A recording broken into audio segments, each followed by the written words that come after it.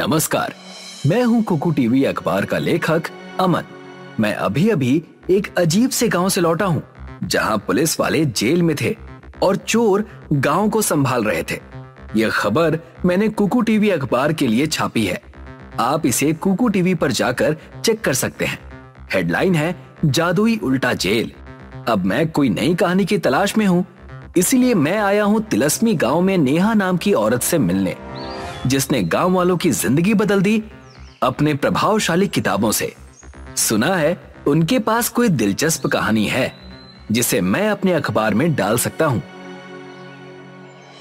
अब मैं पहुंच चुका हूं नेहा जी के दफ्तर में। अमन जी, आपका स्वागत है तिलस्मी गांव में। मैं हर रोज आपके लिखे गए अखबार को पढ़ती हूँ। जी धन्यवाद आपका। आज इसी सिलसिले में आया हूँ आपसे आपकी कहानी सुनने, जिसने आपको बदल दिया और आपको इतनी प्रभावशाली किताबों को लिखने में मदद की। तो बात यह है कि जब मैं चौथी में थी, मैं अपना घर छोड़कर भाग रही थी, जैसे कई बच्चे छोटी छोटी चीजों के लिए भागते हैं। मैं ट्रेन पकड़ने के लिए स्टेशन की तरफ जा ही रही थी, तभी मुझे एक आदमी दिखाई दिया जो रास्ते में बैठकर पत्थरों से आग जला रहा था। मैं उन्हें अनदेखा करके जा ही रही थी कि तभी उन्होंने मुझे आवाज लगाई। कहाँ भागे जा रही हो घर छोड़कर? आपको कैसे पता कि मैं घर छोड़कर जा रही हूँ? आओ, ट्रेन 1 घंटा लेट है। बताओ क्यों घर छोड़कर भाग रही हो? आपको ये कैसे पता? मेरे पिताजी मुझे नई साइकिल नहीं दिला रहे हैं, इसलिए। मैंने कितनी बार कहा उनसे कि मुझे नई साइकिल दिलाइए, मगर वो मेरी कभी सुनते ही नहीं है। आओ बेटा, मैं तुम्हें अपनी कहानी सुनाता हूँ। ओह, तो ये कहानी उस आदमी की है? हाँ, उनका नाम दर्पण था, जिनकी कहानी ने मुझे पूरी तरह बदल दिया। उन्होंने आगे अपनी कहानी सुनानी शुरू की। बात है 1955 की, जब मैं अपनी पत्नी सुमन और बेटी सुक्कू के साथ रहता था। ये वो समय था जब गांव में लोग चूल्हे पर खाना बनाया करते थे। तब गांव में किसी को माचिस के बारे में पता नहीं था। लोग इस तरह पत्थरों से आग लगाकर अपना खाना पकाते थे। मैं बड़ा ही उत्साहित व्यक्ति था, जिसे नई नई चीजें करने में मजा आता था। मुझे एक अमीर व्यापारी बनना था। मैं कई दिनों तक घर से बाहर ही रहता था, जो मेरी पत्नी को कई बार अच्छा नहीं लगता था। आप आज कहाँ जा रहे हैं? एक पूरा दिन भी आप सुक्कू के साथ नहीं बिताते। सुमन, तुम हो ना उसके लिए। मुझे आज एक नए आविष्कार के बारे में पता चला है, जिससे घर के चूल्हे में आग लगाना और आसान हो जाएगा। एक बार मैं ये देख लूं कि वो कैसे बनता है, फिर मैं उसका व्यापार शुरू करूंगा और हर रोज तुम लोगों के साथ रहूंगा। मगर फिर भी आपको हमारे साथ भी रहना चाहिए। सुमन, बस थोड़ी ही दिनों की बात है और ये सब मैं तुम लोगों के लिए ही तो कर रहा हूँ। उस दिन मैं शहर की तरफ गया था, जहां माचिस की तीली का आविष्कार हुआ था। माचिस की तीली जिस पेड़ से बनती और जो सामग्री उसे बनाने में लगती थी, वो सब हमारे गांव में मिलती थी। फिर क्या, मैं अपने गांव आया और उन माचिस की तिलियों को बनाना शुरू कर दिया। हर रोज दर्जनों माचिस की तिलियों को बनाता था। धीरे धीरे मेरा व्यापार आसमान की ऊंचाइयों को छूने लगा। मैंने खूब पैसे कमाए। मैं घर कम जाता था, मगर उनका ध्यान हमेशा रखता था। मुझे याद है जब मैं अपनी बेटी के लिए एक बड़ी सी गुड़िया लेकर गया था। मैं तुम्हारे लिए ये बड़ी सी गुड़िया लाया हूँ। वाह पापा, ये कितनी बड़ी गुड़िया है। तुम्हें ये गुड़िया अच्छी लगी सुक्कू? हाँ पापा, आपका बहुत बहुत शुक्रिया। मेरे साथ आप भी खेलिए ना। अभी नहीं बेटा, आज पापा का दफ्तर जाना जरूरी है। मैं बाद में तुम्हारे साथ खेलूंगा। मेरी दफ्तर में जाने की बात सुनकर सुमन हमेशा गुस्से में आ जाती थी। आपको आए हुए 2 घंटे भी नहीं हुए हैं और आप अभी जाने की बात कर रहे हैं। सुमन, मुझे माफ कर दो, मगर जाना जरूरी है। आज शहर में माचिस की तिल्ली की नई फैक्ट्री डाल रहा हूँ। अब ये व्यापार तिलस्मी गांव तक ही सीमित नहीं रहेगा, अब ये शहर में भी बिकेगा। मुझे इस सब से कोई लेना देना नहीं। आप कभी घर पर नहीं आते हो, और आते भी हो तो चंद लम्हों के लिए, फिर चले जाते हो। मैं ये सब तुम लोगों के लिए ही तो कर रहा हूँ सुमन। बस थोड़े दिनों की बात है, उसके बाद मैं हमेशा तुम लोगों के साथ रहूंगा। मैं वहां से निकल गया और शहर में माचिस की तिलियों की एक फैक्ट्री खड़ी कर दी। मैंने सुक्कू का अच्छे विद्यालय में दाखिला करवाया। सुमन के नाम पर एक बंगला खड़ा कर दिया। पहले मैं कई दिनों तक घर नहीं जाता था और अब मुझे घर गए महीनों हो जाते थे। सुमन ने एक बार मुझे खत भी भेजा था। महीनों हो गए मगर तुम घर नहीं आए। जल्दी आ जाओ, सुक्कू तुम्हें बहुत याद कर रही है। उसकी तबीयत भी आजकल ठीक नहीं रहती है। जब मैं वो खत पढ़ रहा था तभी फैक्ट्री के कामगार ने मुझे आवाज लगाई। साहब, आपसे मिलने कुछ लोग आए हैं। हाँ, आया। कुछ व्यापारी मुझसे मिलने फैक्ट्री में आते हैं, जिसकी वजह से मैं उस खत का जवाब देना भूल जाता हूँ। जब दफ्तर में अपना काम करता था तब मेरे कामगार सुमन का खत लेकर मेरे पास आते थे। दर्पण जी, आपकी पत्नी ने आपके लिए खत भेजा है। और मैं हमेशा उनसे एक ही बात कहता था, हाँ हाँ रख दो, मैं बाद में पढ़ लूंगा। और उन खतों को पढ़ना भूल जाता था। मेरे घर पर मेरी बेटी सुक्कू की तबीयत बहुत ज्यादा खराब हो गई थी, जिसकी वजह से उसे अस्पताल में भर्ती करवा दिया गया था। मेरी पत्नी सुमन मुझे खत भेजती रही और मैं उन्हें अनदेखा करता रहा। अस्पताल में सुक्कू सिर्फ एक ही बात कहती रहती, मम्मी पापा कहाँ है? पापा जल्दी तुमसे मिलने आते ही होंगे बेटा। मम्मी, क्या पापा मुझसे प्यार नहीं करते? ऐसा नहीं है बेटा, पापा तुमसे बहुत प्यार करते हैं, बस वो थोड़े काम में व्यस्त हैं। तो क्या वो काम को मुझसे ज्यादा प्यार करते हैं मम्मी? नहीं बेटा, ऐसा नहीं है। मैं 3 महीने बाद जब घर जाता हूँ तो देखता हूँ कि घर पर कोई नहीं है। मुझे पड़ोस वालों से पता चलता है कि मेरी बेटी सुक्कू अस्पताल में भर्ती है। मैं भागकर तिलस्मी अस्पताल में जाता हूँ, जहां मेरी पत्नी अस्पताल के सामने ही खड़ी थी और दवाइयां खरीद रही थी। वो पीछे मुड़ती है और मुझे देखती है। उसके चेहरे पर गुस्सा था। अब क्यों आए हो? पता है सुक्कू की तबीयत कितनी खराब है।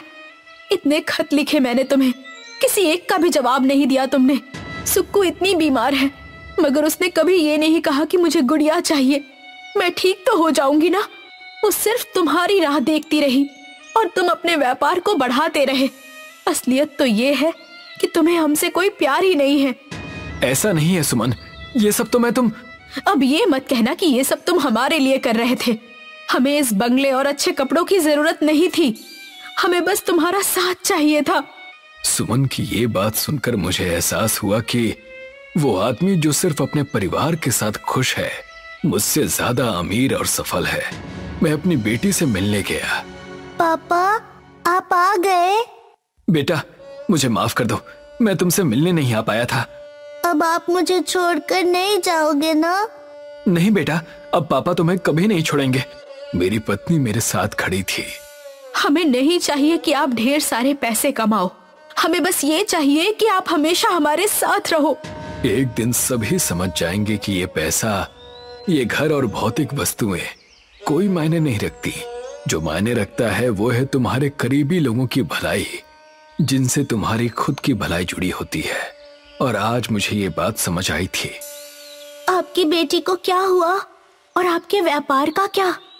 मेरे साथ रहने से उसकी तबीयत धीरे धीरे ठीक होने लगी। वो पूरी तरह से स्वस्थ हो गई।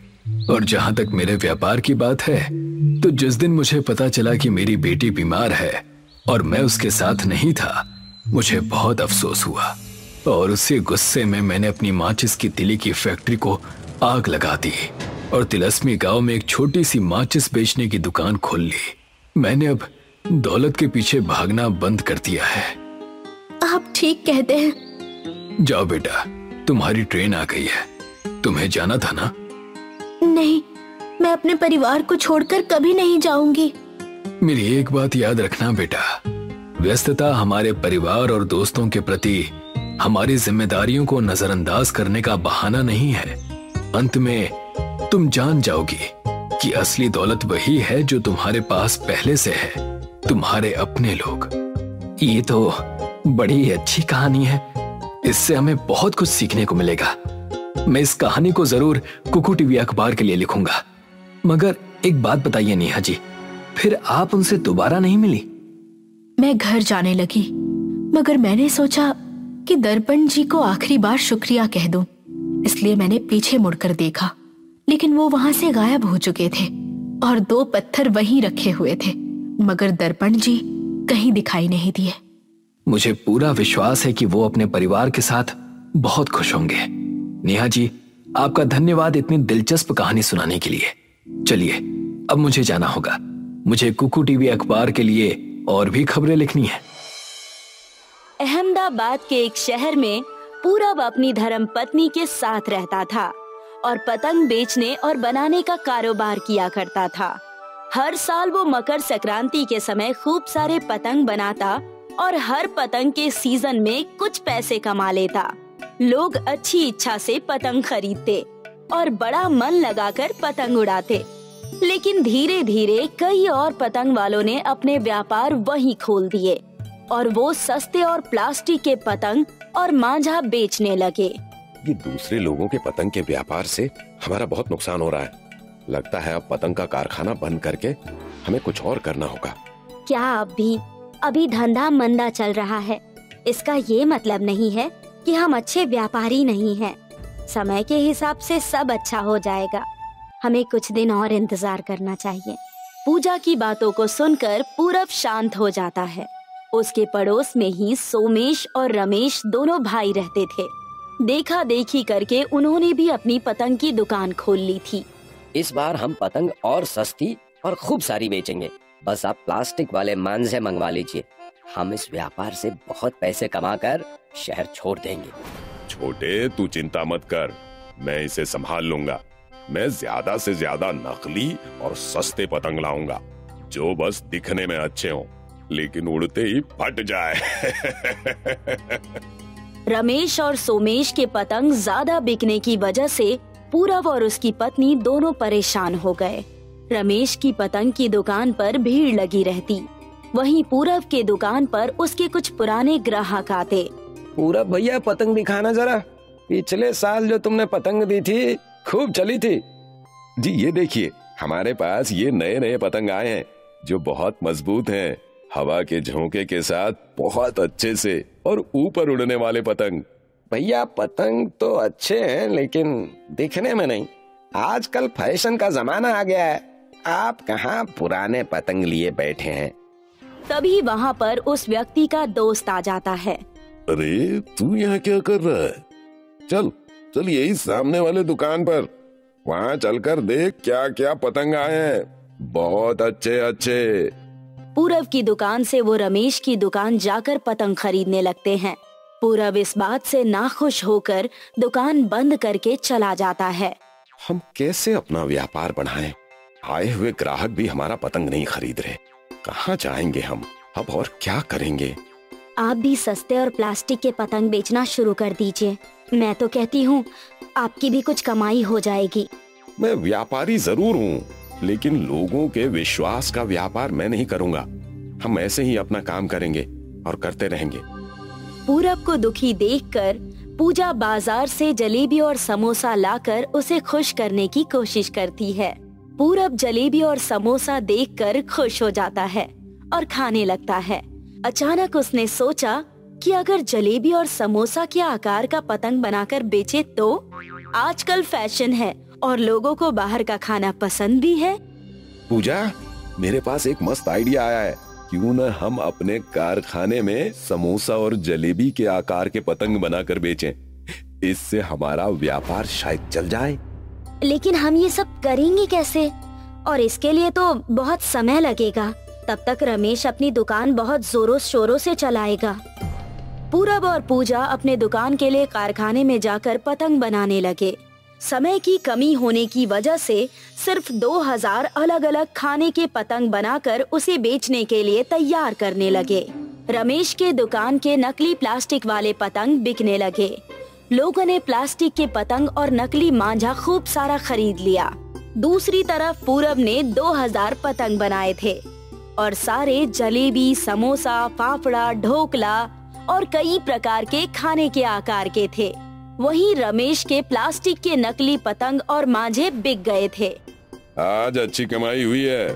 ऐसा ही चलता रहा तो हम इस शहर के सबसे महंगे और अमीर पतंग वाले बन जाएंगे। मजा आएगा। पतंग बेचने के मामले में हमारे आसपास भी कोई नहीं है। फैशन के नाम पर हमने बहुत नकली मांझे और पतंग बेचे हैं। लेकिन नकली मांझों और पतंग से लोगों के हाथ कटने लगे और कलर लगने लगे हाथों में। लोगों की उंगलियों पर घाव होने लगा। इसी के चलते लोग शिकायत लेकर रमेश की दुकान पर पहुँचे। कई सारे लोग वहाँ पर एक ही समस्या लेकर आए और रमेश की दुकान के सामने हंगामा करना शुरू कर दिया। कहाँ है बे? आ रहा? ये कैसा नकली सामान बेचा है? इस चीज की भरपाई करो वरना तुम्हारा जीना मुश्किल कर देंगे। सही कहा तुमने। तुम दोनों भाइयों का इस शहर में रहना भारी हो जाएगा। नकली सामान बेचकर तुमने लोगों को बेवकूफ बनाया है। तभी वहाँ पर रमेश और सोमेश आ जाते हैं और कहते हैं, अरे क्यों चिल्ला रहे हो? तुम सब खुद ही आए थे हमारे पास। मैं थोड़ी आया था अपने पतंग और मांझे लेकर। तुम खुद आए थे। अब भुगतो तो। हर एक सस्ती चीज ऐसी ही होती है। और रही बात भरपाई और तुम्हारे हाथों के घाव की, इसका हमसे कोई लेना देना नहीं है। इतना कहकर दोनों भाइयों ने दुकान बंद कर दी और अपने घर चले गए जैसे कुछ हुआ ही ना हो। लोग निराश होकर अपने घरों की तरफ जाने ही वाले थे कि पूरब और पूजा ने तरह तरह के व्यंजनों के आकार वाली पतंग की दुकान खोली। लोगों ने जब वहाँ पर जलेबी, ढोकला और समोसा के आकार के पतंग देखे तो मानो उनके जख्म अपने आप ही भर गए हो। वो इतने खुश हुए और पूरब की दुकान की तरफ बढ़ गए। ये क्या हो रहा है? इतनी भीड़ यहाँ पर कैसे?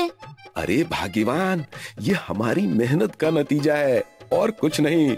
पूरब और पूजा ने 2000 पतंग बनाए थे और वो सारे ही बिक गए। लोगों की वहाँ पर इतनी भीड़ थी। लोग इतने सारे नए नए व्यंजनों के आकार के पतंग देखकर बहुत खुश हुए। धीरे धीरे मकर संक्रांति का समय आ गया। पूरब के पतंग की दुकान मानो ऐसी चली जैसे कोई लंबी ट्रेन चल रही हो। रमेश और सोमेश की नकली पतंग और नकली मांझे की वजह से पुलिस ने उन्हें पकड़ लिया और उनके पतंग की दुकान को हमेशा के लिए बंद कर दिया। पूरब और पूजा के पतंग सोशल मीडिया पर भी काफी वायरल होने लगे और उनकी अच्छी खासी कमाई होने लगी।